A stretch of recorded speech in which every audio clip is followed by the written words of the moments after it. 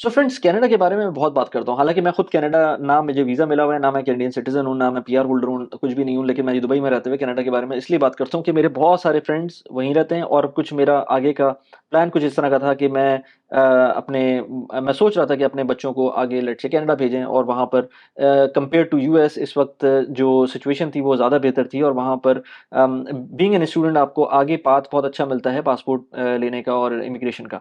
लेकिन अभी जो रिसेंटली उन्होंने कुछ इम्प्लीमेंटेशंस की हैं कनाडा के अंदर और उसके बारे में हम आज डिटेल में बात करेंगे। मेरे फ्रेंड अगेन यासीन मेरे साथ होंगे इस पॉडकास्ट के अंदर, जिसके अंदर हम बात करेंगे कि क्या सिचुएशन रही है और क्या चीज़ें चेंज हो रही हैं कैनेडियन इमिग्रेशन के पॉइंट ऑफ व्यू से, जिसके अंदर जो स्टूडेंट वीज़ा है उसके ऊपर जो लिमिटेशंस अब लगा रही है कैनेडियन गवर्नमेंट के एक स्पेसिफिक कोटा है अब उसके अब बियॉन्ड आप अगले 2 सालों में आप उसके बियॉन्ड आपको वीज़े नहीं मिल सकते फॉर अंडर ग्रेजुएट स्टूडेंट्स। और इसके अलावा भी और उन्होंने कुछ रिस्ट्रिक्शंस लगाई हैं, जैसे स्पाउस को पहले वर्क परमिट आराम से मिल जाता था, अब नहीं मिलेगा, जिस तरह से यूके में हुआ, हमने वो बात भी की है। इसके अलावा कुछ स्पेसिफिक केसेस के अंदर जो वर्क परमिट आप let's say under grade complete करते थे तो उसके बाद आपको वर्क परमिट मिल जाता था और उसके बाद आपका पीआर का एक प्रोसेस चलता था और इजीली आपको एक पीआर का पाथ नजर आ रहा होता था। वो उसमें ब्रेक डाउन किया है, कुछ चीजें क्लियर नहीं है, अभी हमने उस बारे में बात की कि क्या चीजें क्लियर हैं। जिन चीज़ों के बारे में क्लैरिटी नहीं थी, हमने उसको ज़्यादा टच नहीं किया। तो जो चीज़ें क्लियर थी, हमने उसके बारे में बात की है। यूएस अब कैसा है इफ कंपेयर्ड टू कनाडा, क्योंकि अभी तक मुझे लग रहा था कनाडा को डेफिनिटली एज थी, अगर कोई बंदा जाता है, वहाँ पर पढ़ता है या इवन इमिग्रेशन के लिए वहाँ पर एक क्लियर पाथ मौजूद था। अब जैसा कि अगर अंडरग्रेड के अंदर कोई बच्चा जाता है, तो उसके पास जिस तरह से पाथ मौजूद नहीं है कनाडा के अंदर, उसी तरह से यूएस के अंदर भी नहीं है। वहाँ पर भी एच-1 चाहिए होता है। जब आप अपनी स्टडीज़ कंप्लीट करते हैं, इसी तरह से अब आपको कोई कंपनी वर्क परमिट देगी जब आप कुछ कर सकते हैं। तो इस बारे में हमने बहुत सारी बातें की हैं, यूके को भी हम लेकर आए हैं, हमने जो सिचुएशन है इन्फ्लेशन की कनाडा में उसके बारे में बात की है। पिछली पॉडकास्ट 2 मैंने मेजर की थी, यासीन के साथ और मेरे एक फ्रेंड बहरोज़ उनकी वाइफ के साथ कनाडा के बारे में, उसके बारे में आप लोग पॉजिटिव, नेगेटिव दोनों तरह की फीडबैक्स आप लोगों ने दिए हैं। लेकिन पॉइंट ये है कि जो सिचुएशन है हम उसकी बात करेंगे। चाहे वो नेगेटिव हो, चाहे वो पॉजिटिव हो। लेकिन आप रियलिटी को मिस नहीं कर सकते। रियलिटी ये है कि सिचुएशन अच्छी नहीं है कनाडा के अंदर। मैं खुद ये नहीं कहता कि मैं नहीं जाना चाहता कनाडा, मैं probably it's a great country to be. लेकिन जो सिचुएशन अभी है, उसके अंदर मेरा नहीं ख़्याल कि आपको जो प्रिवेलिंग जो रिजीम आ गई है वीज़ा की, उसमें कोई बहुत बड़ा बेनिफिट होगा। ये कुछ कुछ चीज़ें आगे जाके पता चलेंगी। लेकिन इस पॉडकास्ट की जो लिमिट्स थी, हमने उसके अंदर रहते हुए जितनी बातें कर सकते थे, जितनी चीज़ें अभी हमें क्लियर थी, उसके बारे में बात की। आई होप कि इस वीडियो के अंदर, इस पॉडकास्ट के अंदर आपको वैल्यू मिले, और वैल्यू मिली हो तो प्लीज़ लाइक कर दें और सब्सक्राइब कर दें चैनल को। Without further do, let's begin. So Yasin, क्या हाल है यार? खैरियत से? ठीक-ठाक। यार बस कुछ सिचुएशन ऐसी बनी कि सेकंड टाइम हम विदिन 3 वीक्स ये सेम किस्म का टॉपिक दोबारा से लेकर आ गए हैं। रीज़न बीइंग कि कुछ न्यूज़ ऐसी आई थी जो लोगों ने मुझसे भी पूछा था और हमारी प्रीवियस वीडियोज़ के ऊपर काफ़ी लोगों ने कमेंट किया था कि यार इतना बुरा हाल भी नहीं है और ये वो इस तरह की बातें। तो मैंने कहा यार हर एक का अपना पर्सपेक्टिव होता है। कुछ लोगों को जाना है बिल्कुल। तो जाना है कनाडा, और हुँ, कुछ लोगों को प्रॉब्लम नज़र आ भी रही है तब भी कोई प्रॉब्लम नहीं है, तो उनके लिए कोई मसला नहीं है। तो इन एनी हाँ, केस मैं खुद कंसर्निंग था इसके अंदर, जो जो आज का टॉपिक है उसके लिए, क्योंकि मेरे अपने प्लान्स थे कुछ अपने बच्चों को लेकर। तो मैंने कहा इस बारे में अभी जो सिचुएशन चल रही है उसके बारे में, यासीन क्योंकि वहाँ पर मौजूद है कनाडा में, तो हम थोड़ा-सा डिस्कस करते हैं। तो बात ये हो रही थी कि कैनेडियन गवर्नमेंट ने थोड़ा-सा जो स्टूडेंट्स वीज़ा हैं उसके ऊपर कर्व लगाया है और लिमिट किए हैं नंबर्स। तो उसके बारे में थोड़ा-सा बात करते हैं यासीन से। क्या हाल है यासीन? सिचुएशन क्या है फिर? ठीक-ठाक। हाँ, सिचुएशन हमने जैसे 3 वीक पहले बात की थी, हमने हाउसिंग के हवाले से बात की थी और किस तरह हाउसिंग की जो सिचुएशन है वो काफ़ी डिटेरियोरेट होती जा रही है और पॉलिटिकल प्रेशर है गवर्नमेंट के ऊपर कि वो कुछ इस तरह के एक्शंस लें, पॉलिसी वाइज़। तो अब क्योंकि इलेक्शन है नेक्स्ट ईयर तो ऑफ़ कोर्स जो यहाँ की लिबरल गवर्नमेंट है, उस पे बहुत जो है क्रिटिसिज़्म हो रहा है इस हवाले से क्योंकि 8 साल से ये लोग गवर्नमेंट में हैं और 8 साल में हाउसिंग जो है वो बहुत एक्सपेंसिव हो गई है। यानी कि अफ़ोर्डेबिलिटी जो है वो बिल्कुल आम आदमी के रेंज से बाहर हो गई है। और उसकी कई वजूहत हैं, जैसे हमने पिछली वीडियो में बात की थी कि एक तो इकोनॉमिकल सिचुएशन है क्योंकि अगर आप यूएस से कंपेयर करते हैं तो यूएस में इन्वेस्टमेंट के बहुत आपके पास ऑप्शन होते हैं। कनाडा में उस हिसाब से ऑप्शंस इतने हैं नहीं, तो हाउसिंग ही एक ले दे के ऐसा ऑप्शन बचता है जिसमें लोग अपना जो एक्स्ट्रा कैपिटल है वो पार्क करने की कोशिश करते हैं। तो उसकी वजह से ऑफ कोर्स जब जब एज़ अ पॉपुलेशन आप जो है वो हाउसिंग में इन्वेस्टमेंट करते हैं तो ऑफ कोर्स वो फिर एक इन्वेस्टमेंट व्हीकल बन जाती है रादर देन अ शेल्टर। तो यही हुआ कि जो वो लोग हैं जो जो इन्वेस्ट नहीं कर सकते, तो उनकी पहुँच से घर जो है वो बाहर होता चला जा रहा है।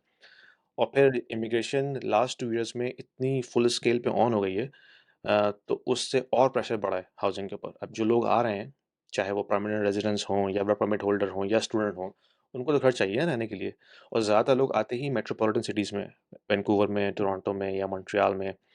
और फिर वहाँ से वो फिर आगे जाते हैं जब अगर उनका कुछ अरेंजमेंट नहीं हो पाता। लेकिन ज़्यादातर लोग इन्हीं मेट्रोपॉलिटन सिटीज़ में आते हैं।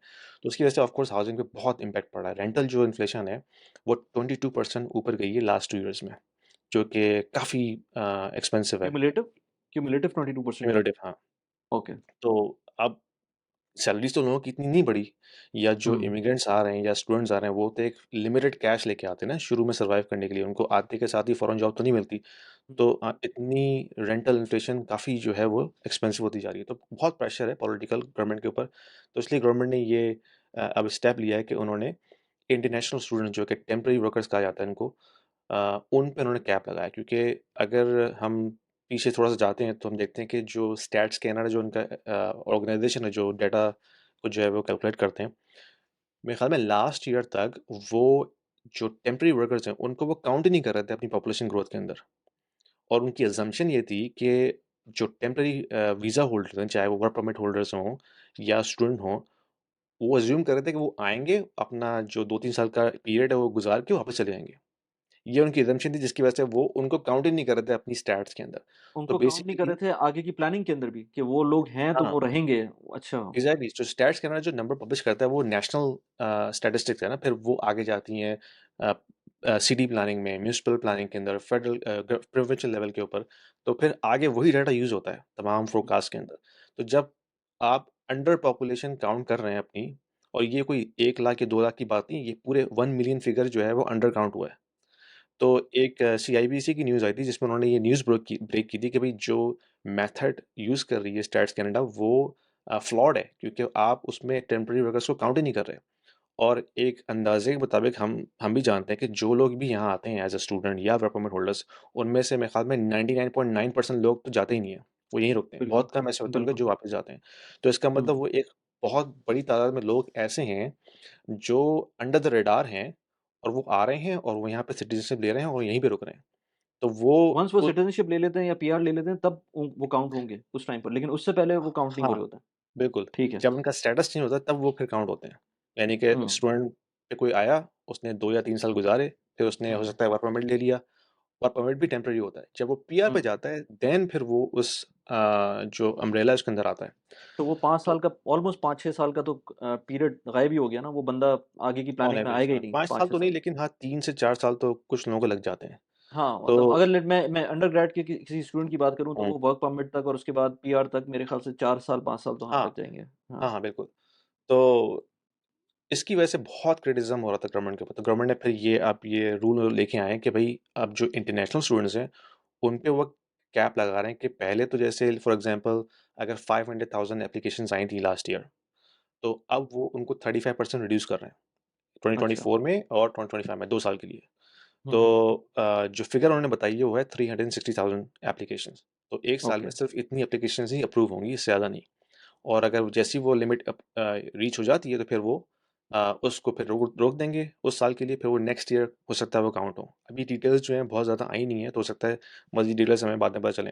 तो एक तो ये उन्होंने कैप लगाया है। दूसरा कैप ये लगाया है कि जो अंडर ग्रेजुएट बहुत सारे प्राइवेट कॉलेजेस थे, उनमें आप भी जानते हैं, मैं भी जानता हूँ, हम लोग यूके में रहे हैं, तो ये काम यूके में बहुत पहले से हो रहा था कि 2-2 कमरे के कॉलेजेस बने हुए थे, जो कि पेपर पे एग्ज़िस्ट करते थे।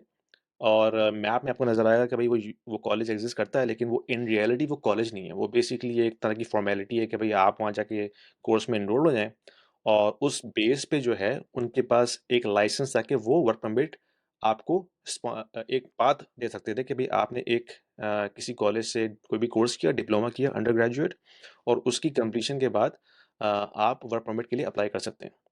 तो ये एक काम चल रहा था बहुत अरसे से कि भई लोग अंडर ग्रेजुएट इस तरह के जितने भी बोगस कॉलेजेस हैं, वहाँ पे एनरोल होके, और आपने कोई कोर्स कर लिया ऑन पेपर, उसमें कोई क्लासेस व्लासेस तो नहीं होती थी, और फिर उसकी बेस पे आपने वर्क परमिट जो है वो ले लिया। उसके बाद फिर आप 1 साल वहाँ जॉब करेंगे, उसके बाद कैनेडियन इमिग्रेशन दिखाएँगे, पॉइंट्स अपने मैच करेंगे और फिर आप एक्सप्रेस एंट्री के ज़रिए पीआर पे जा सकते हैं। तो ये एक पाथ था उन लोगों के लिए जिन्होंने सिर्फ़ पढ़ाई वैसे नहीं करनी, एजुकेशन वैसे नहीं हासिल करनी, लेकिन एक तरह के कॉलेजेस से डिप्लोमा-शिप्लोमा का सर्टिफ़िकेट लेके आप सिटीज़नशिप के बाद में घुस सकते थे। तो वो अब इम्पैक्ट होंगे। तो जितने भी प्राइवेट कॉलेजेस हैं, उन पे तो इन्होंने ये बैन लगा दिया है। कुछ यूनिवर्सिटीज़ हैं जो कि जेन्युइन यूनिवर्सिटीज़ हैं, जिनके पास अभी भी अंडर ग्रेजुएट प्रोग्राम्स हैं, उनमें अभी भी ये ऑप्शन है। अब वही है कि डिटेल्स अभी तक सामने नहीं आई हैं। तो जैसी-जैसी डिटेल्स आएँगी तो हमें पता चलेगा भई अब जो यूनिवर्सिटी में लोग एनरोल हो रहे हैं अंडर ग्रेजुएट प्रोग्राम्स में, तो उनके पास क्या पाथ है प्रॉपर लेने का। I think that info still yet to be released. और तीसरी चीज़ ये है कि जो पहले स्पाउसेस आती थीं या आता था, तो उनको जो है वो ओपन वर्क परमिट मिलता था। यानी कि जैसे फॉर एग्ज़ाम्पल कोई बंदा पाकिस्तान से या इंडिया से आया, उसने किसी कॉलेज में या किसी यूनिवर्सिटी में एडमिशन लिया, तो स्पाउस को डायरेक्टली ओपन वर्क परमिट मिल जाता था। यानी कि आपका स्पाउस या स्पाउस जो आपकी वाइफ़ है या हस्बैंड है, वो ओपनली कहीं पे भी फुल टाइम काम कर सकते हैं लीगली। तो वो रूट भी अब उन्होंने बंद कर दिया है सिर्फ़ कॉलेजेस के लिए। लेकिन जो सॉरी जो मास्टर्स और पीएचडी के स्टूडेंट्स हैं, उनको अलाउ है अभी भी।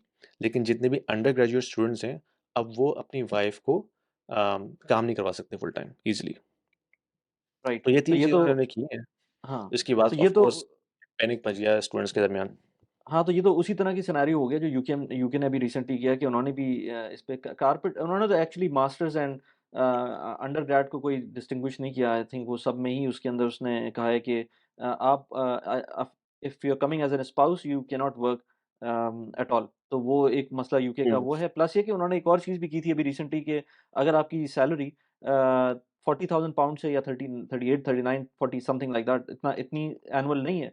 तो फिर आप अपनी even if you are a British citizen, even then आप बाहर से स्पाउस स्पॉन्सर नहीं कर सकते। मतलब ये लोग जो कहते हैं कि यूएई के लॉज़ अजीब से हैं और ये वो, तो मैं कहता हूँ कि यार ये तो एक बेसिक राइट है ना कि अगर बंदे की सैलरी अगर £40,000 है तो ठीक है, £40,000 एक बड़ी अमाउंट होती है। एक मैं हुँ। कहूँ कि अगर कोई फ्रेश ग्रेजुएट निकल रहा है, तो 30-35,000 की एक नॉर्मल सैलरी पे निकलता है, इवन दो कि वो अच्छी पढ़ लिख कर निकला है।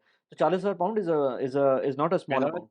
अब शायद हो सकता है चेंज हो चुका हो सिचुएशन, लेकिन जब मैं वहाँ पे था, हुँ, तो जो फ्रेश ग्रेजुएट निकलता था, वो तो 20-22 हज़ार डॉलर पे लगता था। ये पाउंड्स एक हाँ, एवरेज हाँ, ये एक हाँ। एवरेज वहाँ पे सैलरी थी। अब हो सकता है चेंज हो गया हो इन्फ्लेशन की वजह से, लेकिन back then that was the starting salary 22,000 24,000 इस पे आप हुँ, ग्रेजुएट हायर करते थे। और फिर वो आप जब आप 2 से 3 साल या 4 साल का एक्सपीरियंस ले लेते थे, तब फिर आप पहुँचते थे 30,000 पे, 35,000 पे। तो 40,000 तो मुझे लग रहा है कि वो एक काफ़ी डिसेंट सैलरी है, ख़ास तौर पे एक एवरेज बंदे के लिए। यानी कि एक आईटी प्रोफ़ेशनल है, जो ग्रेजुएट है, उसके लिए तो इतनी ज़्यादा नहीं है। लेकिन अगर कोई फॉर एग्ज़ाम्पल ट्रेड वर्कर है या कोई शॉप में काम कर रहा है या किसी और फैक्ट्री में काम कर रहा है, इस तरह के वर्कर्स हैं, तो उनके लिए तो 40,000 काफ़ी ज़्यादा है। हाँ, प्लस ठीक है बढ़ भी गई होगी क्योंकि मैंने देखा था कि कुछ इंसेंटिव्स दिए थे उन्होंने और पैसे बढ़ा दिए थे। मिनिमम वेज भी बढ़ा दी थी, मीडियन वेज भी बढ़ गई थी यूके की, लेकिन इवन इन दैट केस ये मेरे ख्याल से थोड़ा-सा ज़्यादा हो गया था। और anyways it's their own country they can do anything. हुँ, लेकिन पॉइंट ये है कि जो इमिग्रेशन का लोगों में एक यूके लोग और यूके की यूनिवर्सिटीज़ इसीलिए इम्पैक्ट किया हुआ है रिसेंटली कि कनाडा ज़्यादा लोगों को अट्रैक्ट कर रहा था। इनफैक्ट मुझ जैसा बंदा भी अगर मैं सोच रहा था कि अपने बच्चों को बाहर भेजूँ, तो मेरे पास ऑस्ट्रेलिया और कनाडा 2 कंट्रीज़ मेरे दिमाग में आते थे। और रीज़न बिल्कुल। बीइंग के यूएस और मेरे अभी कुछ दिनों पहले पॉडकास्ट हो रही थी एक और मेरे ख़्याल से इस पॉडकास्ट के बाद आएगी। यूएस के एक असिस्टेंट प्रोफ़ेसर थे आई थिंक ओकलैंड यूनिवर्सिटी के। तो वो मुझे ये बोल रहे थे कि अभी भी अगर आपका इवेंचुअल गोल है यूएस आना, तो मैं वो यही रिकमेंड कर रहे थे कि अभी भी और जितना जल्दी आ सकें उतना जल्दी आप यूएस ही आ जाएँ। वो कह रहे थे कि इवेंचुअली कुछ ना कुछ हो जाता है। अगर आपके अंदर थोड़ा-सा भी स्पार्क है, फ्लेयर है, तो आप कुछ ना कुछ करके उसको मैनेज कर लेंगे। और अब मैं सोचता हूँ, जो मैं समझ रहा था कि कनाडा ज़्यादा बेहतर है और मैं कनाडा को सिर्फ़ इसलिए और या ऑस्ट्रेलिया को इसलिए ज़्यादा बेहतर समझ रहा था कि उनकी जो इमिग्रेशन के जो रेजिम्स थी और जो सिनेरियोज़ थे, वो इतने फ्रेंडली थे कि आप इवन अंडरग्रेड में किसी बच्चे को भेजकर उसके बाद आराम से उसको वर्क परमिट हुँ, मिल सकता था, 3 साल का वर्क परमिट मिलता, 3 साल का एक्सपीरियंस मिलता, उसके बाद बहुत आराम से वो अपनी पीआर अप्लाई कर सकता था। लेकिन अगर ये सिनेरियो बनता है तो almost it is close to जो इश्यूज़ आते हैं यूएस के अंदर एच-1 के, ऑलमोस्ट उसी तरह हुँ। के इश्यूज़ नज़र आ रहे हैं मुझको। एटलीस्ट पेपर वर्क उसी तरह का बनेगा। एच-1 के अंदर थोड़ा-सा शायद ज़्यादा मुश्किल हो लेकिन एटलीस्ट पेपर वर्क उसी तरह का शुरू हो जाएगा। तो आपको एक तलवार आपके सर पे रहेगी कि आपके साथ आगे क्या होगा। दुबई में प्रॉपर्टीज़ लेना एक बहुत अच्छा डाइवर्सिफिकेशन एक्ट हो सकता है आपके अपने पोर्टफोलियो के लिए और लॉन्ग टर्म रेंटल रिटर्न्स के लिए। लेकिन दुबई की प्रॉपर्टीज़ का प्रॉब्लम ये है कि बहुत ज़्यादा एक्सपेंसिव होती हैं। अगर आपको थोड़े पैसों में दुबई की प्रॉपर्टीज़ में अपना एक्सपोज़र लेना है, तो उसके लिए बहुत अच्छे प्लेटफ़ॉर्म्स हैं यूएई के अंदर। यूएई के अंदर मैं 2 प्लेटफ़ॉर्म्स पे बात करता हूँ, स्मार्ट क्लाउड की बात करता हूँ, मैं गेटस्टेक की बात करता हूँ। इन दोनों प्लेटफ़ॉर्म्स के थ्रू अगर आप इन्वेस्टमेंट करते हैं, तो आपको कुछ पार्ट किसी भी प्रॉपर्टी का जो आप चूज़ करते हैं, उस प्रॉपर्टी का कुछ पार्ट आपको आपके नाम पे हो जाएगा, जो कि आपको डीआईएफसी के पब्लिक रजिस्टर के अंदर खुद भी नज़र आएगा। और अगर आप उसको लॉन्ग टर्म रखते हैं, तो आपको बहुत अच्छा रेंटल रिटर्न भी मिल सकता है। मैं इन दोनों प्लेटफ़ॉर्म्स के ऊपर मल्टीपल वीडियोज़ बनाता रहता हूँ। आप मेरे चैनल के ऊपर ब्राउज़ करके देख सकते हैं। इन दोनों प्लेटफ़ॉर्म के थ्रू अगर आपको इन्वेस्ट करना है, तो मेरा रेफरल लिंक यूज़ कर सकते हैं। मेरा रेफरल लिंक यूज़ करेंगे तो अप टू 200-250 दिरहम्स का आपको रेफरल बोनस भी मिल सकता है फर्स्ट टाइम ट्रांज़ैक्शन के ऊपर। टर्म्स एंड कंडीशन अप्लाई, उसका डिटेल्स मैंने सारी कमेंट और लिंक्स के अंदर दी हुई है नीचे, आप उसको जाके देख सकते हैं। बहुत अच्छे प्लेटफ़ॉर्म्स हैं जिनके ऊपर मैं खुद भी इन्वेस्ट करता हूँ। Now let's get back to the video. At the same time ये चीज़ यूनिवर्सिटीज़ के लिए भी इतना कोई वेलकमिंग, आई गेस यूनिवर्सिटीज़ भी इतना वेलकम नहीं करेंगी इस चीज़ को, क्योंकि बिल्कुल। जब हम मुझे भी याद है कि यूके में जब ये हो रहा था, तो उस टाइम पर यूनिवर्सिटीज़ ने प्रोटेस्ट किया था इसके अगेंस्ट। तो अभी क्या चल रहा तो है? यहाँ भी हो क्या रहा है। रहा है? हाँ, हुँ, यहाँ भी हो रहा है क्योंकि इंटरनेशनल स्टूडेंट्स जो यूनिवर्सिटीज़ हैं, वो तो चलती ही फॉरेन फंडिंग के ऊपर हैं। हुँ, यानी कि एक अंदाज़े के मुताबिक जो इंटरनेशनल स्टूडेंट्स फ़ी पे करता है यहाँ पे, वो ऑलमोस्ट 3 टाइम्स ज़्यादा होती है लोकल स्टूडेंट के मुकाबले में। अगर लोकल स्टूडेंट लेट्स से 5000 पे कर रहा है फॉर पर ईयर, हुँ, तो जो फॉरेन स्टूडेंट है वो तकरीबन 20-25,000 पे करता है पर ईयर। तो मैसिव राइट, डिफरेंस है। तो अगर लेट्स से यूनिवर्सिटी जो है वो 30% इंटरनेशनल स्टूडेंट्स लूज़ करती है per year, so that will be a 30% reduction in their overall revenue. तो हुँ, इनको तो काफ़ी फ़र्क पड़ेगा यूनिवर्सिटीज़ को और इसी वजह से वो भी शोर मचा रहे हैं। जो यूनिवर्सिटीज़ वाले हैं, वो भी शोर मचा रहे हैं कि हमारी जो फंडिंग है वो काफ़ी इससे इम्पैक्ट होगी, तो ऑफ कोर्स उसकी वजह से जो फ्यूचर प्रोग्राम्स हमने लॉन्च करने हैं वो नहीं हो पाएँगे और सारा कुछ जो भी है। तो अब वो गवर्नमेंट से डिमांड कर रहे हैं, गवर्नमेंट उनको सब्सिडाइज़ करे। यूनिवर्सिटीज़ के पास अब तो फंडिंग ऑफ कोर्स एक गैप आ जाएगा, तो अब वो कैसे उसको फिल करेंगे? I think that is yet to be seen. हो सकता है गवर्नमेंट बेल आउट करे या उनको सब्सिडी दे। लेकिन that is a problem for sure. हुँ। लेकिन जो ये सब कुछ करने का जो मुझे रीज़न नज़र आ रहा है, वो सबसे पहले तो बोगस यूनिवर्सिटीज़ को ख़त्म करना है। तो ये चीज़ तो आपके कंट्री के अंदर आप रहते हुए ये चीज़ कर सकते हैं ना। आप जो बड़ी यूनिवर्सिटीज़ हैं, उनके लिए थोड़े से डिफरेंट रूल कर दें, या फिर आप उन बोगस यूनिवर्सिटीज़ को ख़त्म ही करें, ताकि आपका हुँ। ये सारे जो इम्पैक्ट आ रहे हैं लोगों के ऊपर, वो ना आए। लेकिन वो चीज़ नहीं करा। मैंने देखा था यूके में भी उन्होंने उस चीज़ को कर्टेल नहीं कर पाए थे, और वो यूनिवर्सिटीज़ अपनी जगह पर चल रही थी, लेकिन हाँ, बाकी चीज़ें असल चेंज कर में देता है। प्रॉब्लम आता है हर जगह कॉस्ट का। यानी कि गवर्नमेंट ने अगर कोई ऑपरेशन करना भी है तो उसकी भी एक कॉस्ट है ना। हुँ, अब अगर हंड्रेड्स ऑफ कॉलेजेस इस तरह खुले हुए हैं पूरे कनाडा में, तो उनके पीछे जाना, उनकी इन्वेस्टिगेशन करना, फिर उनके हुँ, एविडेंसेस लेके आना, तो इस पूरे प्रोसेस की भी एक कॉस्ट है। तो वो अगर वो देखेंगे कि भाई इस पूरे ऑपरेशन में अगर हमें $20 मिलियन खर्च करने पड़ रहे हैं, तो they will no go after them. हुँ, तो उससे बेहतर ये है कि वो एक शॉर्टकट यूज़ करेंगे जिसमें इस तरह का बैन है, जो कि ब्लैंकेट बैन है एक लिहाज से। उसमें बहुत सी जेन्युइन कॉलेजेस भी इसमें इम्पैक्ट होंगे, लेकिन वो उनको करना पड़ेगा। उनके पास और कोई चॉइस नहीं है। अगर वो उन बोगस कॉलेज के पीछे जाते हैं, तो that will cost them a lot of money in terms of investigation. तो I think that is the problem कि हर चीज़ की यहाँ इन मुल्कों में बड़ी कॉस्ट होती है, क्योंकि उनको पूरा एक प्रोसेस यूज़ करना पड़ता है। भई वो इन्वेस्टिगेशन करेंगे पहले, फिर एविडेंसेस लेके आएँगे, फिर प्रूव करेंगे भई आप वाक़ई में स्कैम कर रहे हैं। जो प्रूव होगा उसके बाद फिर वो उन कॉलेजेस को बैन करेंगे। तो ये एक चैलेंज है। तो ऑफ कोर्स जो अंडर ग्रेजुएट कॉलेजेस जो जेन्युइन भी हैं, वो भी इम्पैक्ट होंगे इसमें। लेकिन जो इन्होंने इंटेंट दिखाई है न्यूज़ के अंदर, वो ये दिखाई है कि भई हमने उन बैड एक्टर्स को टारगेट करना है, जो कि एक तरह से डिप्लोमा मिल के तौर पे काम कर रहे हैं। यानी कि वो कोई यहाँ पे पढ़ाई नहीं हो रही, वो डिप्लोमा ऐसे जनरेट कर रहे हैं, and that is giving them a path to pursue immigration from a backdoor channel. Right. अच्छा, अभी आप करंट सिचुएशन के अंदर अगर देखें तो इस वक़्त एक नॉर्मल जो स्टूडेंट आता है बाहर से, वो किस तरह सर्वाइव करता है? अगर उसकी fees let's say taken care of हो जाती है, या समटाइम्स तो मैंने देखा है कि वहाँ पर लोग जो है अपनी जॉब से ही अपनी फ़ीस जनरेट कर रहे होते हैं। तो वो सर्वाइवल किस तरह से, जबकि जॉब्स की सिचुएशन इतनी अच्छी नहीं है कनाडा में? एक तो इनिशियल रिक्वायरमेंट ये है कि जब इंटरनेशनल स्टूडेंट आता है, तो उनको एक मेरे ख़्याल में साल तक की फ़ीस जमा करानी पड़ती है मिनिमम। हुँ, तो वो तो आपने दिखानी है, आपने बल्कि वो फंडिंग लेके आनी है कनाडा के अंदर, आपने वो हुँ, सबमिट करना है। तो 1 साल तो आपके पास फंडिंग होती है ट्यूशन की और आपके लिविंग एक्सपेंसेस की भी।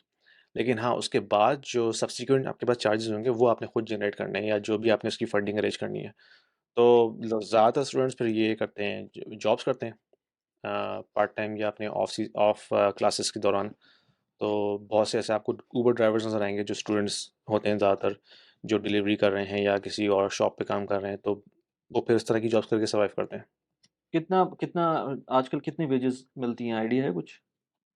आई थिंक मिनिमम एज जो है वो 15 या $16 है। मैं चेक कर लेता हुँ। हूँ उसको। 15 या $16 यानी कि पर आवर। पर आवर है मिनिमम, और जो स्टूडेंट को मिल रही होती है, अगर वो कैश इन हैंड लेंगे तो ऑफ कोर्स उनको एक्सप्लॉइट किया जाएगा और उसको कम भी पैसे दे सकते हैं। हाँ, तो ये फिर ये जो मिनिमम वेज है वो प्रोविंस वाइज़ है। तो ओंटारियो में इस हुँ, वक़्त 16.95 है, $16.95 ऑलमोस्ट $17 पर आवर। हुँ, और ये अगर आप थ्रू प्रॉपर चैनल काम कर रहे हैं, यानी कि टैक्स डिक्लेयर कर रहे हैं सारा कुछ, तो फिर ये आपकी मिनिमम वेज इतनी है। ये तो एम्प्लॉयर ने देनी ही देनी है। तो अगर लेकिन आप 20 कुछ घंटे काम करते हैं तो आपको पूरे पैसे मिल जाएँगे, इसमें टैक्स कटेगा इसके बाद थोड़ा-सा? टैक्स कटेगा। अगर आप 20 आवर्स काम करते हैं तो शायद टैक्स उतना नहीं कटता, आपको सिर्फ़ ईआई देना पड़ता है। लेकिन आप हुँ, जैसे ही 20 आवर्स से ऊपर जाते हैं तो फिर आपका टैक्स लगता है। और फिर अच्छा। वो ऑफ़ कोर्स उसके टैक्स ब्रैकेट्स हैं, हुँ, उस हिसाब से टैक्स लगता है। और बहुत से स्टूडेंट फिर बेचारे ऐसे भी होते हैं जो कि कैश पे जॉब करते हैं, उसमें तो रेट हुँ, और भी कम होता है, क्योंकि वो हुँ, डिक्लेयर नहीं होता। तो हुँ, इट्स टफ, यानी कि हमने भी ये टाइम गुज़ारा जब हम स्टूडेंट थे यूके में, तो हुँ, वहाँ पे हमने भी इस तरह की जॉब्स की थी, जब आपको सर्वाइव करना होता है। लेकिन हुँ, यही चीज़ें होती हैं। अब क्योंकि ऊबर और ऊबर ईट्स इस तरह की ऑप्शंस भी मिल गए हैं लोगों को, तो लोग इन जॉब्स को भी ट्राई करते हैं। राइट। तो अगर ये सिनेरियो बन जाता है, तो मुझे मतलब कोई लग रहा है कि कोई अट्रैक्शन होगी कनाडा आने की। लेट्स से कोई बंदा ऐसे ही आना चाहता है जिसको कोई पढ़ने से इंटरेस्ट नहीं है, लेकिन सिर्फ़ वो इसलिए आना चाहता है कि एक लीगल पाथ है उसके लिए सिटीज़नशिप लेने का। तो उस ब बंदे को तो मुझे तो लग रहा है ऑस्ट्रेलिया पे प्रेशर आएगा, क्योंकि सामने तो हुँ, ट्रम्प आ रहा है यूएस में, मुझे लग रहा है। और अगर नहीं भी आ हाँ। रहा तो वहाँ की पॉलिसी जो है ना चेंज होती भी नज़र आ रही हैं। हाँ, अगर ट्रम्प आ जाता है यूएस में तो फिर तो वो भी वहाँ पे सख्ती करेगा इमिग्रेंट्स के ऊपर ना। उसने तो अभी हुँ, स्टेटमेंट दी है कि वो दोबारा से ट्रैवल बैन लेकर आएगा। तो फिर हाँ, होगा ये कि फिर वहाँ से जितने भी जो स्टूडेंट्स थे वो यहाँ आएँगे कनाडा में। लास्ट ईयर भी ऐसे ही हुआ था कि हुँ, काफ़ी स्टूडेंट्स जो हैं वो यहाँ पे फिर आ गए थे, फिर यहाँ पे उन्होंने आके इमिग्रेशन अप्लाई की थी। तो that will be a quite possibility. और हुँ। मेरे ख़्याल क्योंकि में यूएस इसका का फ़ायदा जो भी ऑस्ट्रेलिया को हो सकता है, क्योंकि ऑस्ट्रेलिया जो है फिर वो काफ़ी हाँ। स्टूडेंट्स को अट्रैक्ट करेगा, अगर वहाँ पे सिचुएशन थोड़ी-सी रिलैक्स है। हाँ, क्योंकि मैं अभी यूरोप में भी बात कर रहा था, जर्मनी में एक एक हिसाब से पॉडकास्ट हो रही थी मेरी, तो वो भी यही कह रहे थे कि यार जर्मनी अच्छा है, इस वक़्त भी अच्छा है जर्मनी। लेकिन वहाँ पर भी अब फ़ीस आ गई है। मतलब अब पहले होता था ना कि जर्मनी में फ़ीस नहीं होती थी, फ्री ट्यूशन फ़ी नहीं होती थी, हाँ। ट्यूशन फ़ी नहीं होती थी। लेकिन अब वहाँ पर भी बड़ी-बड़ी यूनिवर्सिटीज़ में फ़ीस आ गई है। लेकिन मैं जब उनसे फ़ीस पूछी तो मुझे लगा कि यार फ़ीस फिर भी इतनी ज़्यादा नहीं है। मुझे बता रहे थे वो 10,000 यूरोज़, अगर आपको 1 साल के पढ़ रहे हैं तो लेट्स से 3 साल के, 4 साल के 40,000 यूरोज़ लगेंगे, which is still much cheaper than UK या कनाडा, क्योंकि वहाँ पर तो 1 साल के ही आपको $25,000 के करीब, $30,000 के हुँ, करीब आपको देने पड़ सकते हैं नॉर्मल यूनिवर्सिटी के। तो 10,000 यूरोज़ उस हिसाब से तो ज़्यादा नहीं है। प्लस ये कि जर्मनी थोड़ा-सा अगर यूरोप में देखा जाए तो रिलेटिवली इमिग्रेंट फ्रेंडली है, apart from their language issues. जो हुँ, मेरी उनसे बात हो रही थी वो ये कह रहे थे कि यार जिन लोगों से भी आप बात कर लें, मिल लें, मैं वो खुद जो है तकरीबन कोई 12 साल से जर्मनी में थे। कह रहे थे वी कैन नॉट असिमिलेट, और वहाँ पर आप ऐसा नहीं कह सकते कि ये मेरा होम है। आप यूके में कह के ये बोल सकते हैं कि ये मेरा घर है, मैं पूरी हुँ, ज़िंदगी यहाँ गुज़ार सकता हूँ। आप कनाडा, यूएस, ऑस्ट्रेलिया में भी कह सकते हैं, क्योंकि मेरे ख़्याल से लैंग्वेज बैरियर एक ऐसी चीज़ है बहुत ज़्यादा है। जर्मनी के अंदर कि लोग नहीं हाँ, सीख पाते लैंग्वेज, जिसकी वज़ह से वो एक जगह तो है जहाँ पे आपको 10 साल के अंदर, अभी तक उनको पासपोर्ट नहीं मिला था, 12 साल हो गए थे या 10 साल हो गए थे उनको। मिल जाएगा अब उनका एक्सपायर्ड हो गया था। लेकिन वहाँ पर पासपोर्ट मिलने के बाद भी उनका प्लान नहीं था कि उसको वो कंटिन्यू करें। तो ये एक मसला है जो इंग्लिश स्पीकिंग कंट्रीज़ हैं, उनमें ये इमिग्रेशन वाले ये वाले इश्यूज़ आ रहे हैं। हुँ, तो एग्ज़ैक्टली, अ, ये बहुत बड़ा अ, प्रॉब्लम है, क्योंकि आप ज़्यादातर लोग मैंने देखा है जो जर्मनी जाते हैं या किसी भी और नॉन इंग्लिश स्पीकिंग कंट्री जाते हैं, तो उनका प्लान यही होता है कि उन्होंने किसी तरह पासपोर्ट लेना है और फिर वहाँ से निकल जाना है। हुँ, बहुत कम ऐसे लोग होते हैं जिनका लॉन्ग टर्म कोई प्लान होता है वहाँ रुकने का। हुँ, तो ये तो एक एक चैलेंज है, क्योंकि आपने फिर ऑफ कोर्स अपनी फैमिली ग्रो करनी है वहाँ पे, बच्चे पूरा आपके ग्रो होंगे, वहाँ पे पढ़ेंगे, तो then it becomes a very difficult channel कि जो लैंग्वेज का इश्यू आता है, तो फिर वो आप उस हिसाब से मेंटेन नहीं कर पाते ना। हुँ। तो ज़्यादातर लोग फिर वहाँ से निकल जाते हैं, या तो यूके आ जाते हैं या यूएस चले जाते हैं, क्योंकि जब आपके पास पासपोर्ट मिल जाता है यूरोपियन, तो then things becomes relatively easier. अच्छा, एक बड़ी इंटरेस्टिंग बात बताई उन्होंने मुझको और वो मुझको बड़ी स्ट्राइक किया उसने मुझको कि यार ये बड़ा इश्यू हो सकता है किसी भी बंदे के साथ अगर वो बाहर लेट्स से वो उनका केस मैं लेता हूँ। उनका एक बेटा है जो थोड़ा-सा ऑटिस्टिक स्पेक्ट्रम के अंदर है। तो उन्होंने मुझे बताया कि अच्छा वो कोई माइल्ड ऑटिस्टिक है, वो कोई सीवियर नहीं है, तो वो कह रहे थे काम चल रहा है हमारा, कोई इतना बड़ा मसला नहीं है। लेकिन क्योंकि अब वो क्लास 6 में था या 7 में था आई थिंक, तो वो कह रहे थे कि अब वहाँ का जो सिस्टम है, वो बच्चे को जज करते हैं और उसके बाद उसके हिसाब से वो ग्रेडिंग करते हैं और उसी हिसाब से वो स्कूल उसका सेलेक्ट करते हैं और उसका जो लेवल होता है, वही सेलेक्ट करते हैं। अब हुँ, जो क्योंकि वो ऑटिस्टिक है, तो उसका जो लेवल है वो ज़ाहिर-सी बात है नीचे का लेवल है। तो अब वो कितना भी कोशिश कर लें, वो उस बच्चे को यूनिवर्सिटी नहीं भेज सकते। क्योंकि हुँ, अनलेस एंड अनटिल वो प्रिपेयर्ड नहीं होता यूनिवर्सिटी के लिए तो गवर्नमेंट जो जर्मन जर्मन सिस्टम है, उसके हिसाब से वो यूनिवर्सिटी नहीं जा सकता, क्योंकि वो उसको बर्डन करेगा वो सिस्टम। तो अब वो परेशान थे, कह रहे थे कि यार मतलब ठीक है, मुझे पता है कि उस बच्चे में थोड़ी-सी डेफ़िशिएंसी है, लेकिन हम उसको करवा सकते हैं, उसको अपग्रेड कर सकते हैं चीज़ों में। ऐसा नहीं है कि वो बिल्कुल ही जो है ना किसी काबिल नहीं है, यूनिवर्सिटी के काबिल नहीं है। लेकिन अगर वो हुँ, कहते हैं कि अगर मैं यू जर्मनी में रहता रहता हूँ, तो मैं नहीं भेज सकता अपने बच्चे को यूनिवर्सिटी क्योंकि ये हुँ, सिस्टम ही नहीं है। अगर और उसी चीज़ को कंपेयर करें समवन कमिंग फ्रॉम आउटसाइड जो कि सही बच्चा होगा, ठीक होगा वो आई मीन नॉर्मल होगा, तो हुँ, उसके लिए कोई मसला नहीं होगा। वो जर्मन हुँ, यूनिवर्सिटीज़ में भी जा सकता है और सारे काम कर सकता है। तो ये मेरे लिए बड़ा इंटरेस्टिंग पॉइंट था कि सब कुछ होते हुए हाँ। भी आप उस क्योंकि उस बैंड में फ़ॉल कर रहा है वो बच्चा तो आप उस बच्चे को ये हायर मैंने भी स्टडीज़ नहीं सुना है करवा किसी सकते। से, मेरा एक दोस्त था वहाँ पे, तो उसने भी मुझे बताया था कि उसकी भी वहाँ से मूव आउट होने की वजह ये थी, वो अब कनाडा आ गया है। अच्छा, और उसको बल्कि यहाँ पे आके जर्मन सिटीज़नशिप रिवोक जो करनी है पड़ी थी वो होगी ड्रॉप उसको। करनी पड़ी थी क्योंकि हाँ, जर्मन हाँ। जर्मनी अलाउ नहीं करता। अब वो उन्होंने मुझे बताया था कि अब अब वो उन्होंने हाँ, कर दिया। अब वो ऑप्शन दे रहे हैं। तो हुँ, उसने मुझे ये एक वजह ये बताई थी मूव मूव आउट होने की भई कि वहाँ पे स्कूलिंग का एक ये है सिस्टम कि वो एक स्टेज पे आके बच्चों को एग्ज़ामिन करते हैं और फिर उस हिसाब से बच्चों को डाइवर्ट करते हैं अच्छे स्कूल में और मीडियोक्रे स्कूल के अंदर। तो ये एक है वहाँ पे चैलेंज। बिल्कुल और वो हुँ, मीडियोकर स्कूल जो होता है वो भी बुरा नहीं होता ऑफ कोर्स लेकिन क्योंकि वो जिस वजह से वो बच्चा वहाँ जा रहा है, वो हुँ, पेरेंट्स को लग रहा है कि वो अगर कहीं और होते और मैंने ऐसे लोगों को देखा है बाय द वे मैं ऐसे कुछ पेरेंट्स को जानता हूँ जो कि कनाडा से दुबई मूव हुए थे, क्योंकि कनाडा में ये जो ये उनको लग रहा था कि जो उनके बच्चों की ये जो थेरेपीज़ हैं ऑटिज़्म से रिलेटेड जो थेरेपीज़ हैं, ये डिले हो रही थी। तो उन्होंने हुँ, कहा कि यार हम अपनी एक्सपेंसेस को ज़्यादा करना पड़ेगा क्योंकि दुबई जाना है अगर, पाकिस्तान में नहीं जाना चाहते थे वो। उनको एक इत्तेफ़ाक से ऑप्शन मिला दुबई आने का, दुबई में एक उनको जॉब मिली। वो आए यहाँ पर और उनकी जो थेरेपीज़ थी, जो उन्होंने मुझे बताया, तकरीबन कोई यहाँ पर 250-300 दिरहम की उस वक़्त आज से कोई 5 साल पुरानी बात है, तो 250-300 दिरहम की एक थेरेपी हो रही थी। स्पीच थेरेपी थी वो। जो वो कह रहे थे कि और जो कि बनते हैं तकरीबन लेट्स से कनाडा के आज के हिसाब से $100 तो वो हुँ, कह रहे थे कि यही चीज़ अगर मैं कनाडा में करवाता प्राइवेटली क्योंकि वो उनको ऑप्शन गवर्नमेंट का उस वक़्त तक नहीं मिला था और वो चाह नहीं रहे थे कि डिले करें उसको। तो वो कह रहे थे और आई डोंट नो कि इफ इट्स करेक्ट और नॉट बट उन्होंने मुझे तकरीबन कोई $800 बताया था। 700-800 तो अगर उसको ट्रांसलेट करें ऑन अ मंथ क्योंकि वो थेरेपीज़ हर हफ्ते 3 मेरे ख़्याल से थेरेपीज़ होती हैं। तो 3 को हुँ, मल्टीप्लाई कर दें 4 से तो 12 थेरेपीज़ आप करें और उसका कॉस्ट का एनालिसिस करें तो अच्छी खासी अमाउंट बन काफ़ी रही थी एक्सपेंसिव है। डॉलर्स के अंदर। हुँ, तो वो कह रहे थे मेरे लिए ये बेहतर था कि मैं यूएई आ जाऊँ और यहाँ पर कम पैसों की जॉब कर लूँ rather than staying in Canada और मैं उसको फिर वेट करूँ थेरेपीज़ का जिसमें हुँ। टाइम लग रहा था। बिल्कुल ऐसा ही है, यहाँ पे बहुत एक्सपेंसिव हैं ये चीज़ें और यहाँ वो तभी आप अफ़ोर्ड कर सकते हैं अगर आपके पास प्राइवेट मेडिकल इंश्योरेंस हो।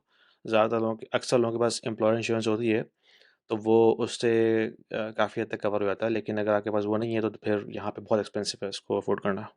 अच्छा, तो लेकिन जो गवर्नमेंट होगा ऑफ कोर्स उसके अंदर वो टाइम बैरियर्स आएँगे वो सारी चीज़ों बहुत डिले है, इवन कई साल लग जाते हैं।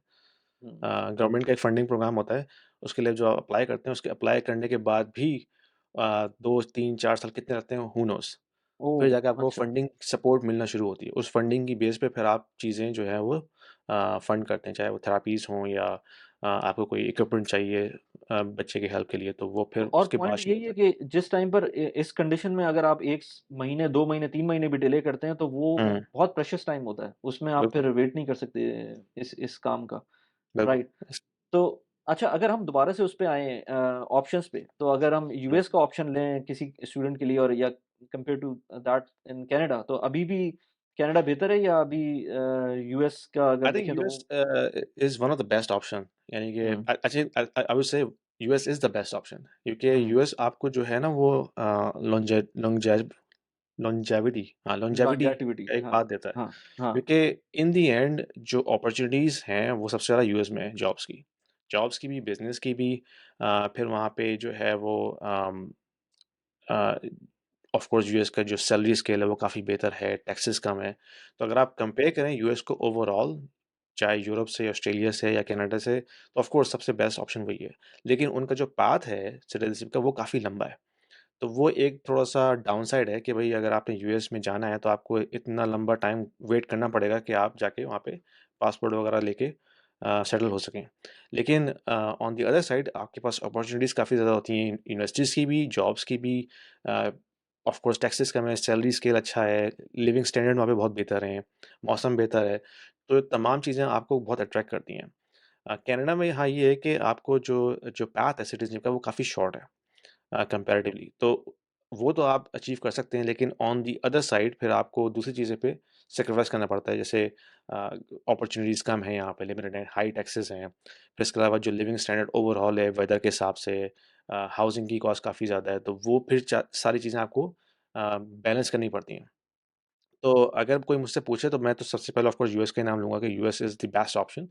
अगर वहाँ नहीं क्वालीफाई कर पाते किसी वजह से, या आपको लगता है कि that is going to take 10 years और 12 इयर्स, तो फिर हाँ, आप एक्सप्लोर कर सकते हैं कनाडा को या ऑस्ट्रेलिया को, ताकि वो आपको शॉर्टर पाथ प्रोवाइड करता है। सो अगर आप एक्सपर्ट हैं डेफिनेटली पैसे भेजते होंगे पाकिस्तान, इंडिया, बांग्लादेश कहीं भी पूरी दुनिया में कहीं भी पैसे भेज सकते हैं। अगर आप यूएई, यूएस, कनाडा कहीं भी, सऊदी इवन कहीं भी बेस्ड हैं तो आपके पास एक बहुत अच्छी ऐप का ऑप्शन है जो कि रिमिटली है। रिमिटली के थ्रू आप जब भी मेरे रेफरल कोड को यूज़ करेंगे तो आपको 40 दिरहम्स का रेफरल बोनस मिल सकता है या 40 रियाल्स का रेफरल बोनस मिल सकता है या लेट्स से $20 का रेफरल बोनस मिल सकता है डिपेंडिंग ऑन किस लोकेशन पर है। तो रिमिटली की ऐप का जो रेफरल लिंक है वो मैंने नीचे डिस्क्रिप्शन में दिया हुआ है, आप उसको जाके यूज़ कर सकते हैं। Now let's get back to the video. अच्छा यार कुछ लोगों ने वैसे मेरे ख्याल से ये बहुत ही कॉमन सी चीज़ है, लेकिन मैंने लास्ट की जो पॉडकास्ट की थी एक कनाडा से रिलेटेड तो उस पे बहुत सारे लोगों ने कमेंट किया था, तो मैंने कहा इस चीज़ को क्लैरिफाई करते हैं कि अगर कोई बंदा कैनेडियन सिटीज़न है और फ़र्ज़ करो हम जो कहते हैं ना क्योंकि अगर अगर कोई बच्चा जाता है और उसको कैनेडियन सिटीज़नशिप मिल जाती है और उसके बाद वो मूव करना चाहता है यूएस, तो it is hmm, much easier for him because उसके पास कैनेडियन सिटीज़नशिप है। इसी तरह से कोई भी बंदा है जो कि कैनेडियन पासपोर्ट होल्डर है, उसके लिए यूएस जाना आसान होता है। तो क्यों कहते हैं लोग और उसका क्या पाथ है? इसकी वजह ये है कि कनाडा, मेक्सिको और यूएस इनका एक एग्रीमेंट है, नाफ्टा एग्रीमेंट।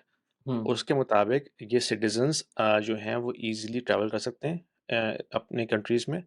और अगर आपके पास जॉब ऑफ़र है, तो आपको ऑन द बॉर्डर जो है वो एक टीएन वीज़ा कहलाता है, टेम्परेरी वीज़ा, वो मिल जाता है।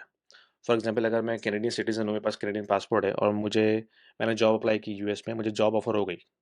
तो मैं उस जॉब ऑफ़र को लेके जाऊँगा कैनेडियन बॉर्डर पे और वो दिखाऊँगा, और वो मुझे बॉर्डर पे ही जो है वो टीएन वीज़ा इश्यू कर देंगे। वो 3 साल का होता है, टेम्परेरी। तो व उसकी बेस पे आप इमीडिएटली जो है यूएस मूव हो सकते हैं और अपना काम-शाम शुरू कर सकते हैं। तो वो एक ऑप्शन होता है कैनेडियंस के लिए एज़ पार्ट ऑफ नैफ्टा एग्रीमेंट।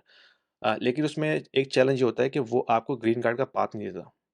तो उसके लिए आपको कंपनी से स्पॉन्सरशिप करवानी पड़ती है कि भाई आप मुझे H1 दें या L1 दें, और फिर उसके बाद आप ग्रीन कार्ड अप्लाई कर सकते हैं। तो ये एक इसके लिए डाउनसाइड है, लेकिन अगर आपने शॉर्ट टर्म काम करना है यूएस में कुछ अर्से के लिए, तो TN visa is not bad. आप 3 साल के लिए अच्छा। आपको मिल जाएगा और आप इमीडिएटली जो है जॉब ऑफ़र की बेस पे वो अप्लाई करके और आप जा सकते हैं। अच्छा तो TN visa is again not permanent और उसके बाद आपको अगेन एच-1 पे तो जाना सॉरी एच-1 हुँ। पे जाना पड़ता है? H1 नॉर्मली उनके लिए होता है जो जैसे पाकिस्तान, इंडिया टाइप के लोग हैं, ठीक है? हाँ। उनकी कोई ख़ास अरेंजमेंट नहीं है गवर्नमेंट की उस वर्कर्स के लिए। लेकिन जो जैसे नैफ्टा एग्रीमेंट के लोग हैं, तो अगर आप जैसे इंट्रा कंपनी ट्रांसफ़र कर रहे हैं, तो उसके लिए L1 वीज़ा यूज़ होता है। हुँ, हुँ। तो वो आपको बड़ी ईज़िली मिल जाता है और उसके ऊपर आपको H1 उसका ग्रीन कार्ड का पाथ होता है। लेकिन एल-1 तो आप नॉर्मली उस कंपनी टू कंपनी होता है ना, अगर आप मूव हाँ, करें? इंट्रा कंपनी ट्रांसफ़र करते हैं। हाँ, और अगर आप मेरे ख़्याल में जो कैनेडियन सिटीज़न हैं, उनको H1 की ज़रूरत नहीं पड़ती, उसका एक और दूसरा वीज़ा होता है, मुझे उसका नाम याद नहीं है। ठीक लेकिन ठीक है, जो सही है। टीएन वीज़ा होता है, वो तो आपको पाथ नहीं देता ग्रीन कार्ड का, तो दैट्स फॉर अच्छा। श्योर। तो वो हुँ, आपको चेंज करना पड़ता है। हुँ, तो अ, अगर आपने ऐसे इमीडिएटली मूव होना है और आपने वेट नहीं करना ज़्यादा, तो आप टीएन वीज़ा के ऊपर मूव हो सकते हैं। लेकिन जब आप वहाँ हुँ, चले गए, फिर आप हुँ, कंपनी से कह के अपना वीज़ा स्टेटस चेंज करवाते हैं। उसका अच्छा, एक और नाम होता है, मुझे याद नहीं आ रहा। तो वो फिर आपको पाथ देता है ग्रीन कार्ड का। जब आपका वो राइट। स्पॉन्सर्ड वीज़ा हो जाता है, company sponsored visa, then you can apply green card after that. 1 साल के बाद आप कर सकते हैं। अच्छा मुझे अब वो पहले भी दिमाग में आई थी ये चीज़, लेकिन ये जो नैफ्टा एग्रीमेंट है इसमें न मेक्सिको भी आता है ना? हुँ, तो मेक्सिको अगर आता है तो मैक्सिकन्स इतने वो इल्लीगली क्यों आ रहे होते हैं? वो डायरेक्ट इस प्रोसेस से क्यों नहीं आते? जॉब ऑफ़र हो ना, तब आप आ अच्छा सकते हैं। जॉब ऑफर मतलब आपको फिर भी हुँ, पढ़ा-लिखा थोड़ा बहुत होना चाहिए, हाँ। कि जॉब ऑफर मिल जाए आपको। तो मेन राइट। आपकी कंडीशन ये है कि आपको यूएस कंपनी की जॉब ऑफ़र हो, हुँ। वो आप शो करते हैं, उसकी बेस पे आपको टीन वीज़ा मिलता है। अच्छा, अच्छा, अच्छा। सही। हुँ, सही, सही, सही। तो अभी क्या सिचुएशन है यार कनाडा की मतलब अगर कोई नॉर्मल बंदा एज़ एन इमिग्रेंट आ रहा है, तो हमने लास्ट टाइम भी थोड़ी-सी इस बात को टच किया था।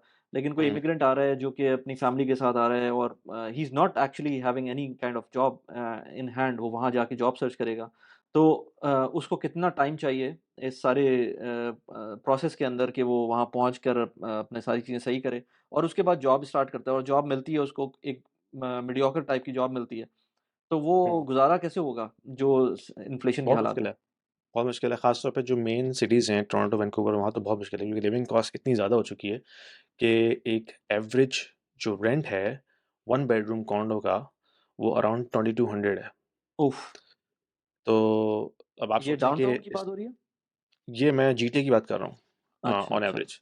ओके। तो अगर आपकी फैमिली बड़ी है, लेट्स से अगर आप फैमिली के साथ आ रहे हैं, 3 बच्चे हैं, तो ऑफ कोर्स आपको घर बड़ा चाहिए, एटलीस्ट 2 बेडरूम तो चाहिए ही चाहिए। लेकिन आइडियली आपके पास 3 बेडरूम होने चाहिए। हुँ। तो उसके लिए आपको 3000 रेंट ज़हन में रखना है। तो of course that is very expensive क्योंकि अगर कोई भी आके जॉब शुरू करेगा तो उसकी जॉब जो एवरेज यहाँ पे जो फुल टाइम जॉब की जो सैलरी है 70,000 75,000 इस तरह से है पर ईयर। तो वो तो आफ्टर टैक्स आपको इतना आपको बफर नहीं देता कि आप इजीली जो है 3000 रेंट निकाल सकें क्योंकि आपको फिर दूसरी चीज़ें पे करनी है, गाड़ी का खर्चा है, इंश्योरेंस है, बच्चों की जो खर्चे हैं, तो दैट इज़ टफ। तो मैं अभी पाकिस्तान से होके आया था तो मुझे यही लगा था कि जो लोग पाकिस्तान में अच्छा खासा पैसा कमा रहे हैं तो I think they are better off staying in Pakistan right now. अगर वो आते हैं इमिग्रेशन के ऊपर तो उनको काफ़ी टफ चैलेंजेस फेस करना पड़ेंगे क्योंकि एक तो जॉब्स की सैलरी इतनी अच्छी नहीं है और लिविंग एक्सपेंस इतना बढ़ चुका है। तो आप जीटीए में या किसी भी इस तरह के मेट्रोपॉलिटन एरिया में रहना तो बहुत मुश्किल है। आपको मूव आउट होना पड़ेगा। आपको जैसे कैलगरी जाना पड़ सकता है या दूसरे जो आउटस्कर्ट्स के सिटीज़ हैं वहाँ जाके रहना पड़ सकता है क्योंकि वहाँ पे लिविंग कॉस्ट कम है। लेकिन उस हिसाब से फिर अपॉर्च्युनिटीज़ भी कम होती हैं ऑफ कोर्स। तो ये एक चैलेंज है और फिर इसको लोगों ने खुद बैलेंस आउट करना है कि भई क्या ऑप्शन उनके लिए बेहतर ये है कि वो पाकिस्तान में ही रहें अगर वो ज़्यादा अच्छा कमा रहे हैं पाकिस्तान में, तो क्या बेहतर वही है कि वो वहीं पे रहें? या अगर वो पाकिस्तान में उनके इतने अच्छे वसाइल नहीं हैं या इतनी अच्छी सैलरी नहीं है, देन ऑफ कोर्स फिर वो वहाँ भी स्ट्रगल कर रहे हैं, तो बेहतर है कि वो यहाँ आके स्ट्रगल करें। तो यहाँ एटलीस्ट स्ट्रगल करने का एक बेनिफिट तो मिलेगा। तो ये एक प्रोस एंड कॉन्स हैं जो लोगों को खुद देखने पड़ेंगे। यार मैं अभी ये सोच रहा था बल्कि मैं और भी लोगों से मैंने बात की और बिल्कुल मुझे लगता है कि जो स्पेशली जो स्टूडेंट्स जाते हैं यहाँ से और जेन्युइन स्टूडेंट्स जाते हैं यहाँ से पाकिस्तान, इंडिया या जीसीसी कंट्रीज़ से, तो मुझे लगता है हुँ, कि शुरू से ही इनको थोड़ा-सा फ्रीलांसिंग पे काम करना चाहिए क्योंकि बिल्कुल। 1000 टू $1500 अ मंथ कमाना कोई बड़ी बात नहीं है थ्रू फ्रीलांसिंग और मैंने खुद देखा है ऐसे लोगों को जो कि घर बैठकर जो है ना इतने पैसे आराम से कमा लेते हैं। तो रादर देन आप जाएँ वहाँ पर आप मैकडॉनल्ड की जॉब करें ऑल्दो कि अच्छी बात है बाय द वे मैं कहता हूँ कि आप मैंने खुद भी कॉप जॉब की हुई है इस तरह की। अगर आप जाते हैं सीखने तो के लिए आपके बहुत लिए अच्छा है। सीखने के लिए हुँ, बहुत अच्छा है। आपको उस हुँ, मुल्क में थोड़ा-सा समझ में आएगा कि क्या चीज़ें किस तरह से चलती हैं, काम कैसे होता है। आप करें लेकिन आपके पास कंपल्शन नहीं होगी कि आपको जो है ना लाज़मी सिर्फ़ और सिर्फ़ पैसे कमाने के लिए ये जॉब करनी है जो कि आपको हुँ, एज़ सच कोई वैल्यू उस तरह से प्रोवाइड नहीं करी अपार्ट फ्रॉम कि ठीक है उसको एक समझने का मौका दे रही है। तो बेटर टू इक्विप योरसेल्फ कि आप जो है इतना कमा लें बिल्कुल सही। $1000 हुँ, $1500 महीने के, ज़्यादा नहीं।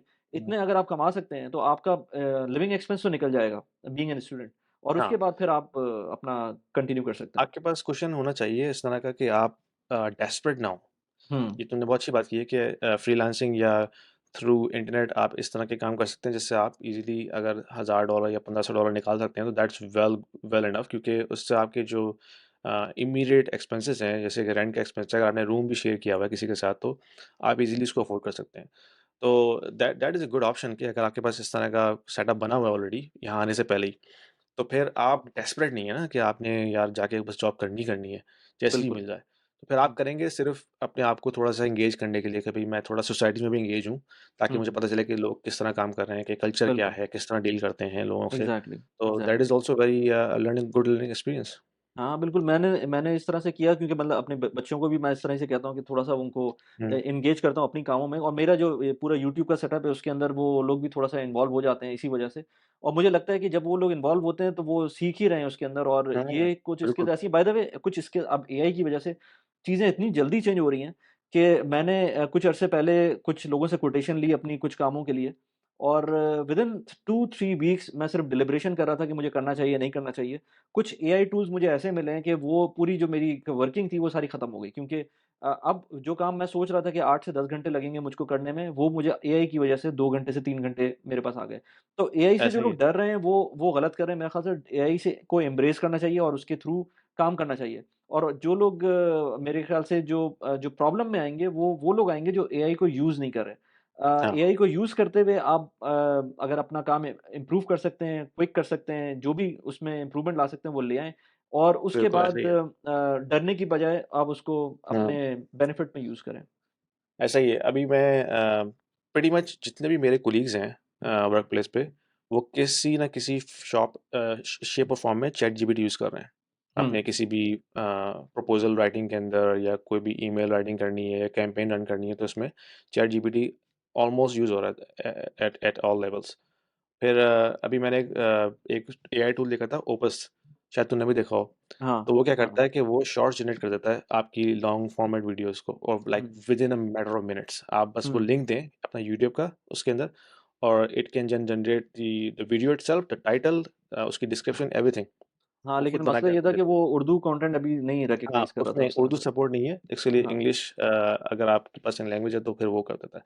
तो ये हाँ, just it is just an example, यानी कि किस तरह से तुम कह रहे हो कि जैसे तुम बता रहे हो ना कि भई एआई के ज़रिए चीज़ें इतनी तेज़ी से चेंज हो रही हैं और ये टूल्स जो हैं वो लाइक जल्दी से देखिए 6-6 महीने के अंदर नए-नए टूल्स आ रहे हैं हुँ। और जो काम आप पहले 2 घंटे में करते थे अब वो विदिन फ्यू मिनट्स में हो रहा है।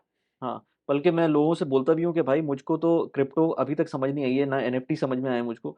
वो तो ख़ैर किसी को भी नहीं समझ में आया, लेकिन क्रिप्टो नहीं समझ में आई मुझको। क्रिप्टो 10 साल पुरानी टेक्नोलॉजी है जो कि अब इवॉल्व हो रही है और चीज़ें आ रही हैं, लेकिन अनलेस एंड अंटिल गवर्नमेंट्स उसको एंडोर्स नहीं करेंगी, तो वो उसमें हमेशा ये डर रहेगा कि वो बैन हो सकती है और ये प्रॉब्लम हो सकती है। लेकिन क्रिप्टो किस चीज़ में क्यों कर रहे हैं इन्वेस्ट, क्यों क्या उसमें ऊपर-नीचे जाने का रीज़न है, ये अभी तक मुझे तो समझ नहीं आया है। लेकिन एआई पिछले 1 साल से मेनस्ट्रीम हुई है और उसके बाद मेरी लाइफ़ के अंदर उसने ड्रास्टिक चेंजेज़ लेकर आई है। मतलब मेरे वर्क फ्लो के अंदर चीज़ें चेंज हुई हैं। हुँ, मेरे पास जो काम मुझे लग रहा था कि ये पता नहीं कैसे होंगे, वो अब मिनटों में हो जाते हैं। तो ये मेरे ख़्याल से ज़्यादा इम्पोर्टेंट टेक्नोलॉजी है रादर देन आप उसमें ग्राफ्स के अंदर घुसे रहें, ऊपर-नीचे देखते रहें उसके कि क्या हो रहा है, क्या नहीं हो रहा है। क्योंकि अगेन क्रिप्टो अगर उस हाँ। चीज़ में यूज़ भी करें, तो वो गैम्बलिंग का एस्पेक्ट नहीं होना चाहिए। उसके अंदर अगर आप उसको सही तरीके से यूज़ कर सकते हैं और उसका अगर कोई रीज़न है उसको इम्प्लीमेंट करने का, तो वो ज़्यादा बेहतर है रादर देन उसको आप लेवरेज के हुँ, लिए यूज़ करें या इस तरह के कामों में बिल्कुल। यूज़ करें टेक्निकल्स के मतलब लिए। क्रिप्टो का जो विज़न है वो तो ऑफ़ कोर्स काफ़ी एडवांस्ड है। लेकिन जो जनरल पब्लिक इसको यूज़ कर रही है, वो तो स्पेकुलेशन यूज़ कर रही है सिंपली। हुँ। लेकिन जो हाँ, जो उस पे जो काम हो रहा है रिसर्च जो हो रही है, जो नए प्रोजेक्ट्स उस पे आ रहे हैं, तो ऑफ़ कोर्स उसका तो एक एक पर्टिकुलर विज़न है जो डीफ़ाई का कॉन्सेप्ट है। लेकिन जो लेकिन जनरल पब्लिक जो डिफाई में तो वही मसला होता है ना कि मैं वही कहता हूँ यार डिफाई अम, अगर लेट्स से आज यूएस गवर्नमेंट कहती है कि हमें क्रिप्टो नहीं करनी है, इंडियन गवर्नमेंट कहती है, चाइनीज़ गवर्नमेंट कहती है कि हम हुँ, बल्कि आप जितनी भी मेजर इंसर्जेंसीज़ हो रही हैं इस वक़्त या फ्रीडम स्ट्रगल्स हो रही हैं, उस पे फिर इल्ज़ाम लगता है कि इसने उस बंदे को क्रिप्टो के थ्रू जो है ना फंड किया है। तो हुँ। अगर इस तरह की लेट्स से एलिगेशंस आएँगी, तो वो कभी भी उसको मेनस्ट्रीम में नहीं आने देंगे। और जब तक वो वो तो मेनस्ट्रीम कभी में नहीं भी आएगी हाँ, ऑफ़ मेनस्ट्रीम में कोर्स नहीं वो आएगी तो तो फिर वो उनकी अपनी एक्जिस्टेंस के खिलाफ है ना, यानी कि जो हाँ, जो जो ट्रू कॉन्सेप्ट है डिसेंट्रलाइज़्ड करेंसी का, वो तो खुद जो यूएस की जो हेज मनी है हुँ, उसको थ्रेट करती है। तो वो हुँ, तो किसी भी सूरत में उसको जो है वो सामने आने नहीं देंगे। वो कई तरह से उसकी रेगुलेशंस लेके आएँगे, उसका एक डिफरेंट वर्ज़न लेके आएँगे, जैसे सीबीडीसी का कॉन्सेप्ट है, जो ई-डॉलर का कॉन्सेप्ट है। वो इस तरह की वेरिएशंस लेके आएँगे ताकि लोगों को उस पे ट्रैक करें।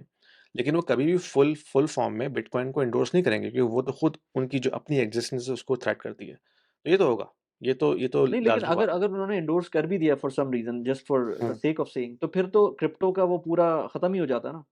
अगर उन्होंने कह दिया कि ठीक है हम क्रिप्टो को एक्सेप्ट कर लेते हैं, लेकिन हमको जो हाँ, है ना पूरा का पूरा आपको लेजर्स दिखाने पड़ेंगे और डिटेल में हमारे पास रिकॉर्ड्स होने चाहिए। तो तो उस वो केस यही के तो अंदर है तो फिर तो जो नहीं हो सकता। हाँ, एग्ज़ैक्टली, तो सीबीडीसी जो है, जो ई-डॉलर या ई यूरो का कॉन्सेप्ट है, वो यही है।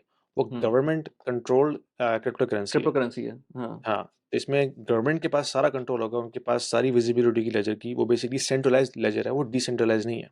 हुँ, तो गवर्नमेंट तो यही कर रही है, उनकी प्लानिंग चल रही है, हर जितनी भी जगह आप देखें, जितने ट्रायल्स चल रहे हैं इस वक़्त सीबीडीसीज़ के, वो सब वही हैं।